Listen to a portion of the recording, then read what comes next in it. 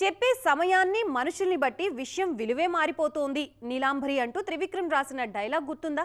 ఇప్పుడు కుబేరా ఈవెంట్లో ధనుష్ మాటలు విన్న వారందరూ ఈ డైలాగులనే గుర్తు చేసుకుంటున్నారు. అయితే పవన్ కళ్యాణ్తో లింక్ పెట్టి మరీ మాట్లాడుకుంటున్నారు. తెలుగులో తనకో సినిమా డైరెక్ట్ చేయాలనుందని, అది కూడా పవర్ స్టార్ పవన్ కళ్యాణ్ హీరోగా తెరకెక్కించాలని ఉందని ఓపెన్ అయ్యారు ధనుష్. తమిళ్లో తాను 51 సినిమాలు చేసినా కుబేరా తనకు తెలుగులో రెండో సినిమానే అని వినమ్రంగా చెప్పారు స్టార్. కుబేరా ఆడియో వేడుకలో ధనుష్ చెప్పిన మాటలు విన్నవారందరి దృష్టి పవన్ కళ్యాణ్ ఫిల్మోగ్రఫీ మీదకు మళ్లుతోంది. ప్రస్తుతం సెట్స్ మీదున్న సినిమాలను చకచకా పూర్తి చేసి కంప్లీట్ గా పాలన మీద ఫోకస్ చేయాలనుకుంటున్నారు పవర్ స్టార్ అనేది చాలా కాలంగా వినిపిస్తోన్న మాట. అందుకే ఈ మధ్య హరిహర వీరమల్లుని కంప్లీట్ చేశారు. ఓజీకి ఫుల్ స్టాప్ పెట్టేశారు. ఉస్తాద్ భగత్ సింగ్ ని లైన్లో పెట్టారు. ఇక కమిట్ అయిన సినిమాల్లో సురేందర్ రెడ్డికి మాత్రం కాల్ షీట్ ఇవ్వాల్సింది.